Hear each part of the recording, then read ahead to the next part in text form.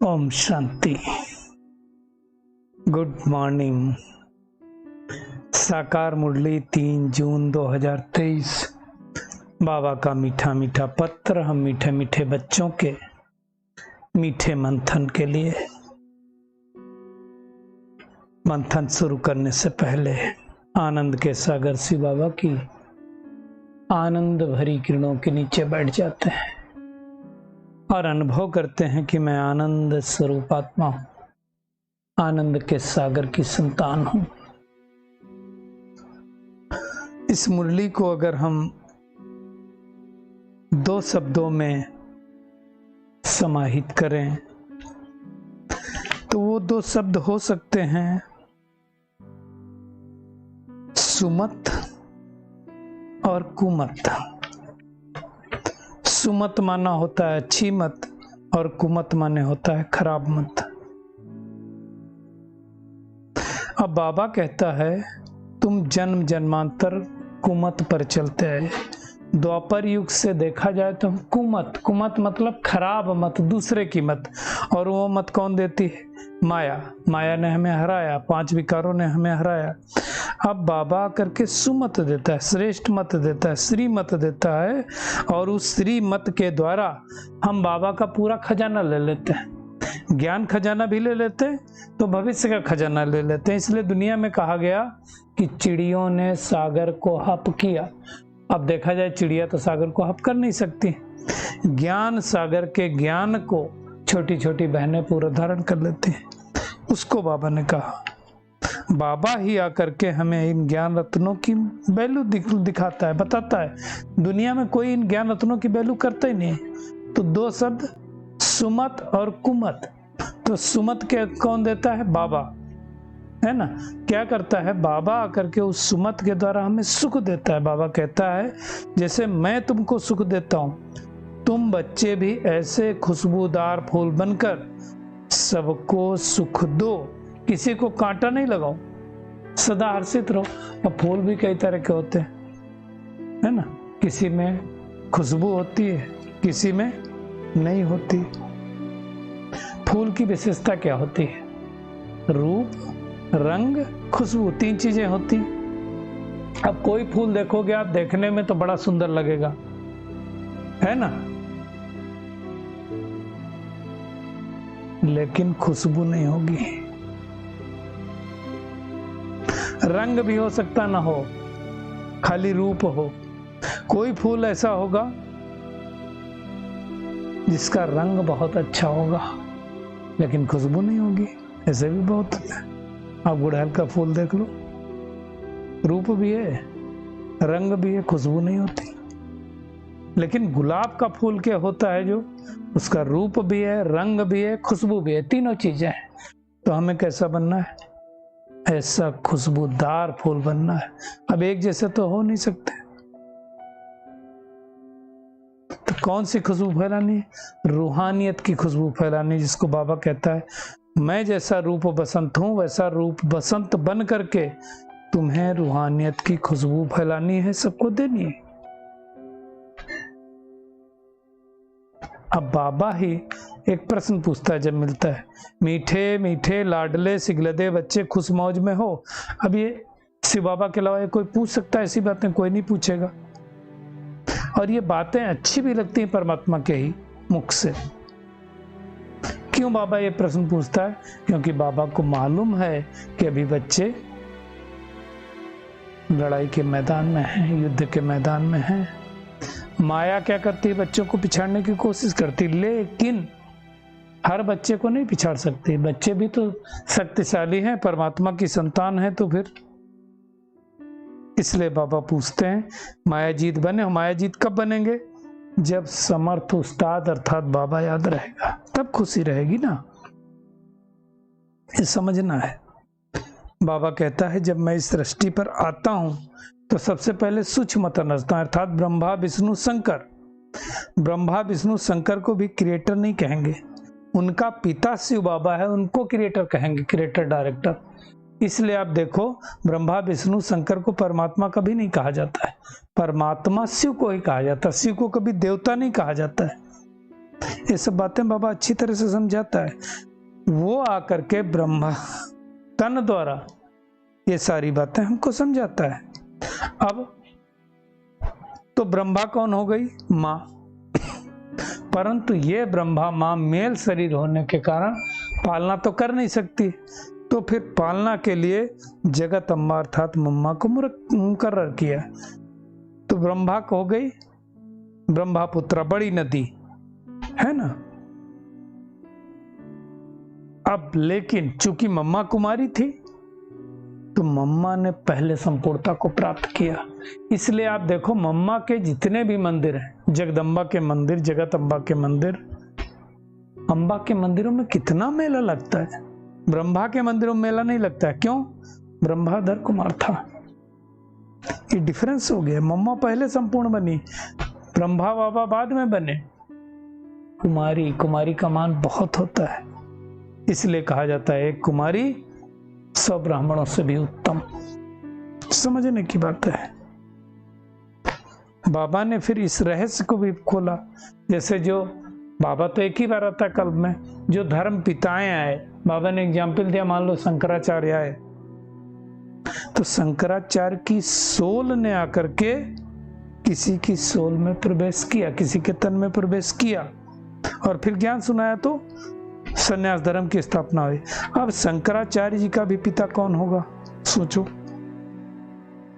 तो शंकराचार्य जी का पिता किसने भेजा? परम पिता परमात्मा, वही उनका पिता है। ये सब बातें बाबा ही समझा सकता है ना। और दुनिया में किसी को पता नहीं, कोई बता सकता है। ब्रह्मा का बाप भी कौन है? शिव। इसलिए बाबा ने कहा न तुम्हें ब्रह्मा को याद करना, न ब्रह्मा की बेटी को याद करना है। याद किसको करना है? शिव बाबा को। ब्रह्मा की बेटी के द्वारा परमात्मा ने ज्ञान दिया, वो ठीक, लेकिन याद नहीं करना है, याद उसको ही करना है। फिर दुनिया में लोग कहते हैं ना कि रुक्मिणी सत्यभामा सबको भगाया, श्री कृष्ण के बारे में बोला जाता ना,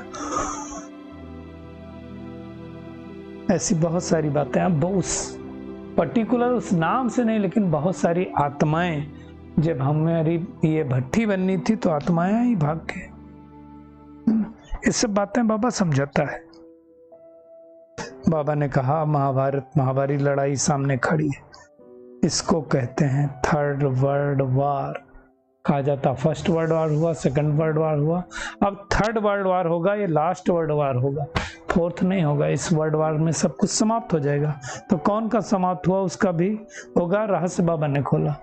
यादव, पांडव, कौरव। यादव अर्थात यूरोपवासी जो क्या कर रहे हैं, एटम बम्स मिसाइल सब बना के रखे हुए। कौरव कौन? परमात्मा से विपरीत बुद्धि। पांडव कौन? परमात्मा से प्रीत बुद्धि। तो वो पांडव जो होंगे वो सुमत पर चलेंगे, श्रीमत पर चलेंगे और अपनी बादशाही प्राप्त करेंगे। बाकी कौरव भी समाप्त हो जाएंगे, यादव भी समाप्त हो जाएंगे और फिर नई सत्य की सृष्टि की स्थापना हो जाएगी।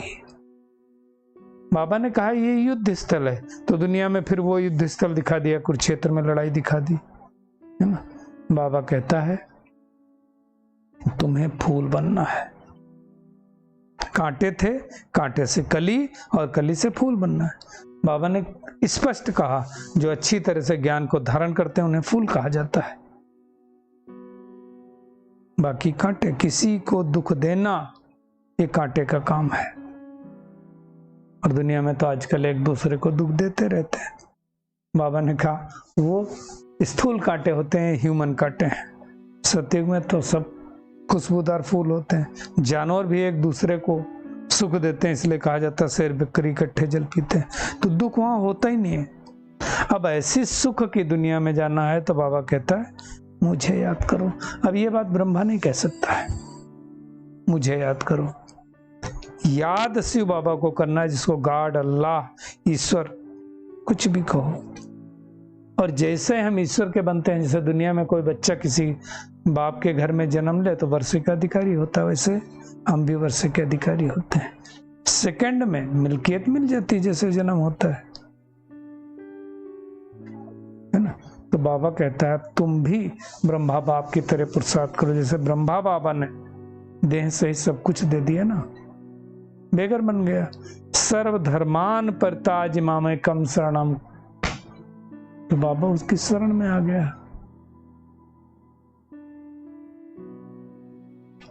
तो बाबा बार बार आज कह रहा है जितना बाप मीठा है उतना तुमको मीठा बनना है। कितना प्यार से समझाता है। ऐसा शिव बाबा जैसा प्यार से कोई समझा नहीं सकता है ना। बाबा कहते हैं सबसे पहले तुम नंबर 1 ज्ञान गंगाएं हो, फिर मेल से भी बहुत है। आज बाबा ने जगदीश भाई को याद किया जिनका नाम संजय भी रखा था। महाभारत में हम सब ने सुना है संजय का बड़ा नाम है। संजय अर्थात जो धृतराष्ट्र को कुरुक्षेत्र में क्या हो रहा था वो आंखों देखा हाल सुना रहे थे, और कहा जाता है उनको श्री कृष्ण ने दिव्य दृष्टि दी थी। अब एक आत्मा की बात नहीं है, ये पूरा सृष्टि कुरुक्षेत्र है जहां पर माया से युद्ध चल रही है, लेकिन इस युद्ध को वही देख सकता है जिसको दिव्य दृष्टि हो।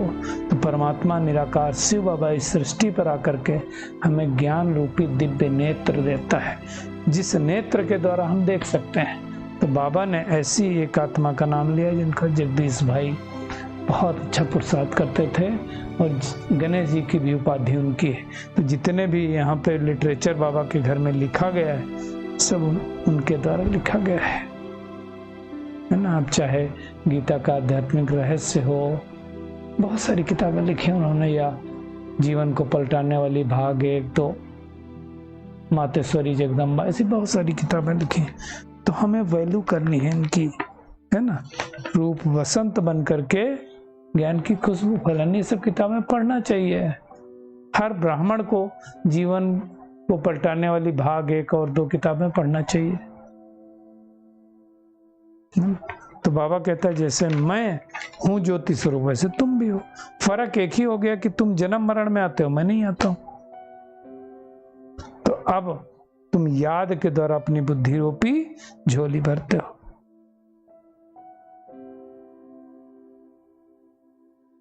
जितना जितना बाबा को याद करते जाएंगे बुद्धि शुद्ध होती जाएगी, बुद्धि का ताला खुलता जाएगा। तो आज का होमवर्क क्या है, क्या करना है? एक तो हमें बाप समान मीठा बनना है और हर एक आत्मा को सुख देने का पुरुषार्थ करना है। कांटे से फूल बनाने की सेवा करनी है। परमात्मा की सुमत पर अर्थात श्रीमत पर चल करके माया जीत जगत जीत बनना है। हार नहीं खानी माया से। बाबा का वरदान है समान के साथ निर्माण बन, सबको मान देने वाले पूजनीय आत्मा हो। बाबा ने कहा जो बच्चे अविनाशी समान में रहते हैं वही पूज्य आत्मा बनते हैं, लेकिन जितना समान होना चाहिए उतना निर्माण होना चाहिए। निर्माण मतलब झुकने वाला, निर्माणता, कोई अहंकार नहीं। ऐसे नहीं हम तो ऊंच बन गए दूसरे छोटे हैं उनके प्रति घृणा भाव नहीं, सबके साथ प्रेम भाव। कैसी भी आत्माएं हो लेकिन सबके प्रति रहम की दृष्टि हो, अभिमान की नहीं। बाबा ने कहा ऐसी निर्माण आत्माएं हर एक को आत्मिक दृष्टि से, ऊंची दृष्टि से देखते हुए मान देंगी। कोई छोटा हो, बड़ा हो, अमीर हो, गरीब हो, काम वाला हो, सबको मान देना है। सब तो आत्माएं हैं ना, ये आत्मिक भाव पक्का करना है। स्लोगन है बाप दादा के स्नेह की दुआएं में पलते उड़ते चलो, यही श्रेष्ठ प्रसाद है। चलिए परमात्मा किरणों के नीचे बैठ जाते हैं और अनुभव करते हैं मैं आत्मा बाप दादा के स्नेह में पलने वाली, दुआओं में उड़ने वाली श्रेष्ठ पुरुषार्थी आत्मा हूं। अनेक आत्माओं को मान देने वाली पूजनीय आत्मा हूं। कांटों से फूल बनने वाली, बाप समान मीठा बनने वाली कोटों में कोई आत्मा हूं। शुक्रिया मीठे प्यारे बाप दादा, शुक्रिया आप सभी का इस मीठे मंथन के लिए। ओम शांति।